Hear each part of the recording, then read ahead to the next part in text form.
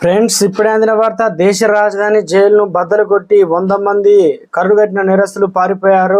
పరిస్థితి దారుణం అంటూ వార్తలు అయితే వస్తున్నాయండి. దీనికి సంబంధించి వివరాలు చెప్పడానికి వీడియో చేయడం జరుగుతుంది. చాలా మంది వీడియోస్ ఉన్నారు కానీ సబ్స్క్రైబ్ చేసుకోవడం మర్చిపోతున్నారండి.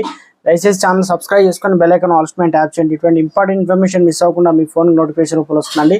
చాలా మంది చూస్తున్నారు కానీ లైక్ చేయడం లేదండి. దయచేసి లైక్ చేయండి, ఇన్ఫర్మేషన్ అందరూ కూడా తెలుస్తుంది. హైతీ రాజధాని పోర్ట్ ప్రిన్స్ రణరంగంగా తలపిస్తుంది. తీవ్రమైన నేరాలు చేసిన వారిని బంధించే జైలును బద్దలు కొట్టుకుని వందలాది మంది ఖైదీలు శనివారం తప్పించుకున్నారు. ఈ విషయాన్ని ఆ దేశ పోలీసులు union social media exclusive post చేసింది. దానిలోనే ఉన్న అందరూ అధికారులు తక్షణమే కార్లు, ఆయుధాలు తీసుకొని జైలును అదుపులో తీసుకురావడానికి రావాలని అభ్యర్థించారు. దాడి చేసేవారు పూర్తి విజయం సాధిస్తే దాదాపు 300 మంది నేరాలు వాళ్ళు పట్టణాల్లోకి వస్తారు, ఎవరిని వదిలిపెట్టరు దానిలో పేర్కొంది. కెన్యాతో రక్షణ ఒప్పందం చేసుకోవడానికి ప్రధాని ఏరియల్ హెన్రీ ఇటీవల కెన్యా పర్యటనకు వెళ్లిన సమయంలో దేశ రాజధానులు నేరాలు వాళ్ళ ముఠ ఒక్కసారిగా రెచ్చిపోయి పోలీస్ స్టేషన్లు, అంతర్జాతీయ విమానాశ్రయాలు, రైళ్లు వీరు లక్ష్యంగా చేసుకొని దాడులు మొదలుపెట్టారు. ఈ నేపథ్యంలో అమెరికా విమానయాన సంస్థలు సర్వీసులు కూడా రద్దు చేశాయి.